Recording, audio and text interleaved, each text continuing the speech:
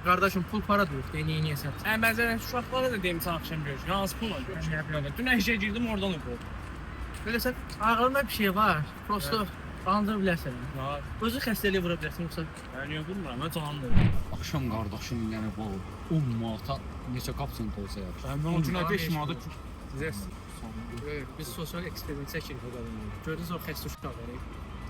yazıq Sana deyirəm. gedin yardım edin. Ben video rolik olacaq. Paylaşacaq TikTok, Instagram sayfalarında. Yəni sizə də 10 takip gələcəkdə istədiyiniz kimi. Və hamısı olacaq, hamısı olacaq. Çox montaj, adı seçiləcək. Bəli, gedib yardım edin. Mən gizlən, bəli, çəkilmək. Bak gəlin, burada çəkilmir. Can qardaş. Can. Biraz mehriban qucaqla sən. Allah Kartım var, çay kartı al. Bura ver qaqam. Yemeğin zadım var. Yemeğin zadım. Sen kapat. Qoy bura pulu, qoy bura. Ha vereyim. 1.69 yola qoymuyor cəmaət bax. 41.69. San qardaş. Yazıram, deyirəm. Qalanın kartıma. San qardaş. Instagram sayfana. Nə qədər lazımdır qardaş? Altıma. Nə qədər lazımdır? Acılığın var başında yemezsen. Hər şey lazımdır. Sən 41. Əla.